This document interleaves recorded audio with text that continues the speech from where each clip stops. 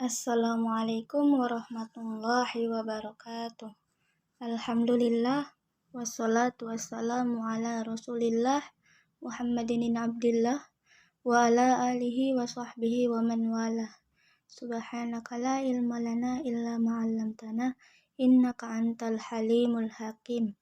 Rabbi shrah li sadri wa yassir li amri wahlul 'uqdatam min lisani yafqahu qawli, amma ba'du.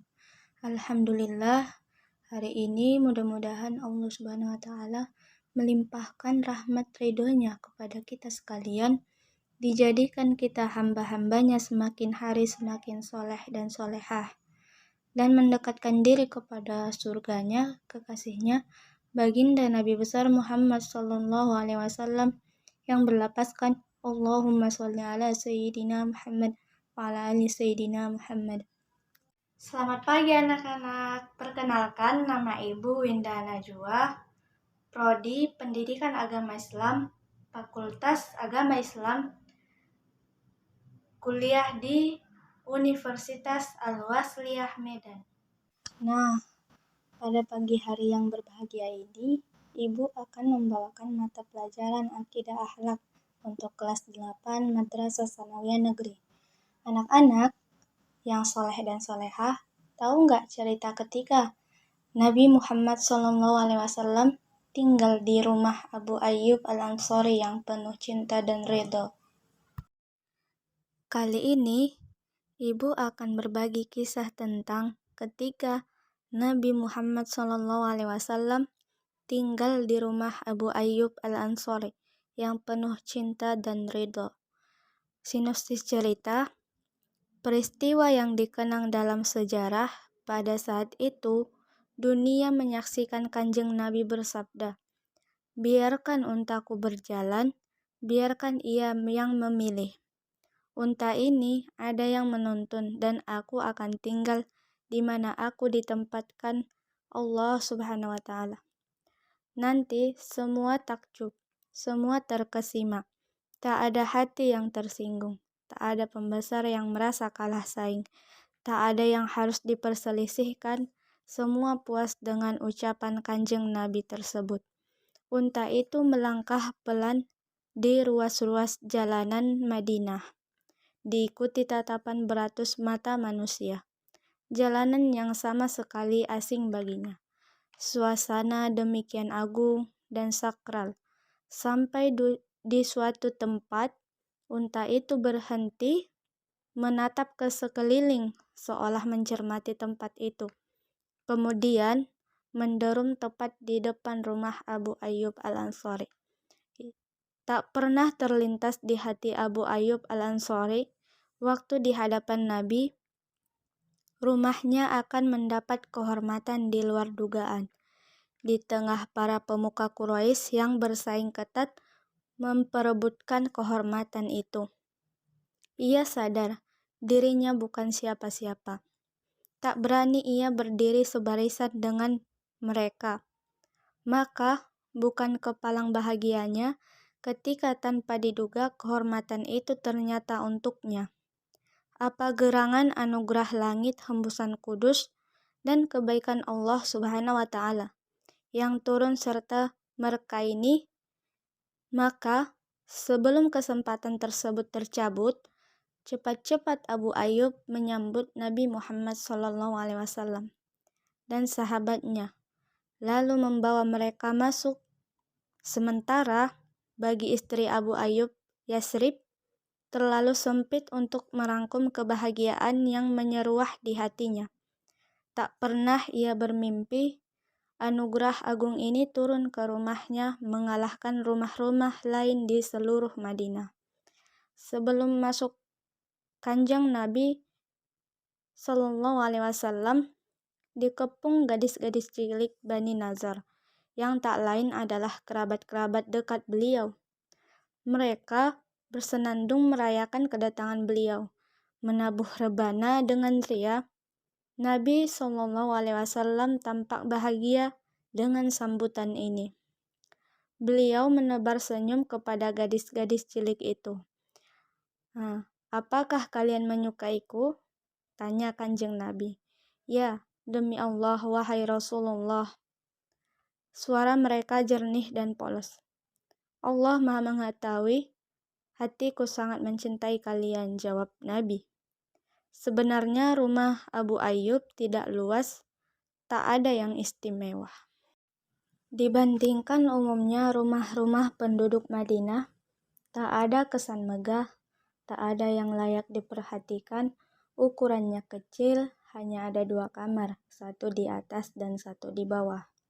Dindingnya dari lempung, tiangnya batang kurma, atapnya pelepah daun kurma yang rapuh.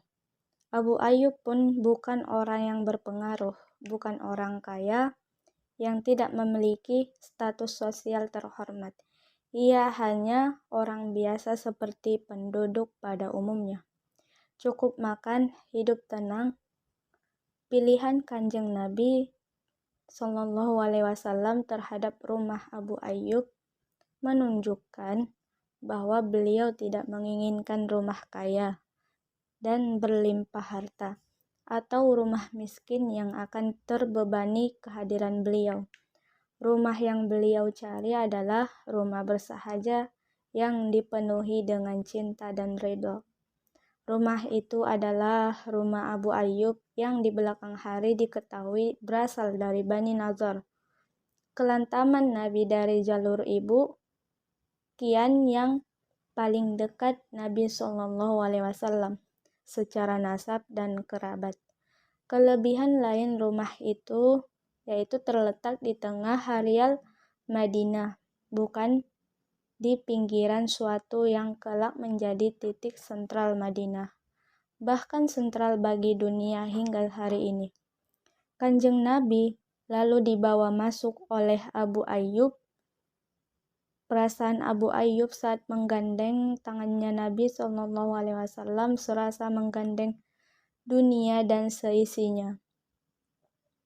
Kanjeng Nabi menempati kamar bawah, sengaja tidak memilih kamar atas agar tidak menyulitkan tamu yang akan menemui beliau. Tidak perlu memaksa mereka naik ke kamar tingkat. Malam pertama, Abu Ayyub dan istrinya di kamar atas, lalu berbisik tentang makanan yang akan dihidangkan besok dan penghormatan yang layak. Sehari berlalu, dicengkram rasa capek. Abu Ayyub tak kuat menahan kantuk, tetapi ia hanya duduk termangu seperti disengat ular. Bagaimana mungkin tidur tenang? Di bawah kan ada Nabi SAW. Lalu ia berbisik kepada istrinya, lalu keduanya diam termangu. Lalu diputuskanlah tidur di ujung paling tepi, agar paling tidak terhindar dari titik lurus dari tempat Nabi di bawah. Tetapi sial, baru saja beranjak mau ke pojok kanan, Abu Ayyub tersandung sebuah tempayan hingga terdorong, dan air di dalamnya tumpah ruah. Ia terkesiap, begitu pula istrinya. Mereka khawatir air akan menetes melalui celah-celah atap darurat itu, lalu mengenai kepala 2 tamu agung itu, hingga mereka terganggu. Tanpa ragu, Ummu Abu Ayyub melesat mengambil kain beludru miliknya, lalu dilapnya air itu hingga kering tandas. Ia tak peduli betapa bagus dan mahalnya kain beludru itu, yakni betapa itu satu-satunya miliknya yang paling berharga, beludru yang ia pakai pada acara-acara tertentu saja dan hari raya.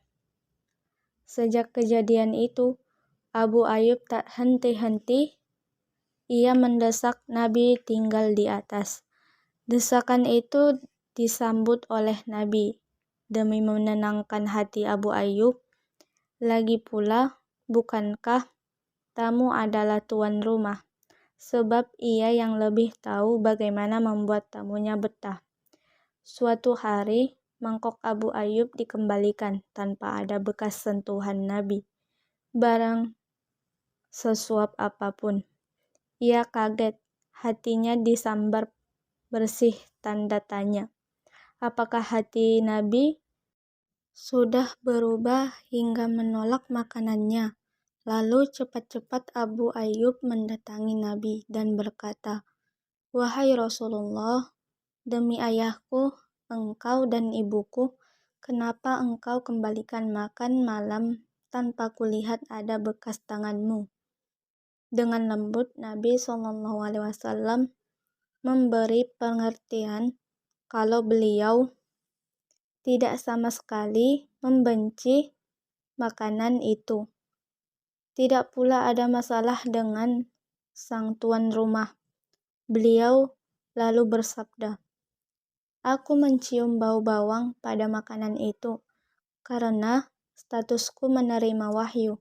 Aku khawatir bau itu akan mengganggu penjaga wahyu. Kalau kalian makanlah." Nabi SAW tinggal di rumah Abu Ayyub sekitar 7 bulan.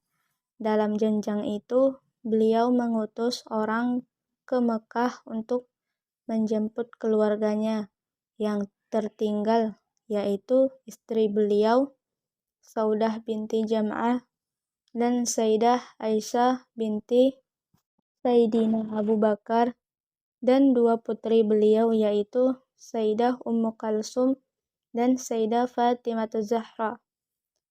Sedangkan 2 putri beliau yang lain bersama suami mereka masing-masing. Sayyidah Zainab bersama Abdul As yang masih syirik, dan Sayyidah Ruqayyah bersama Sayyidina Utsman bin Affan.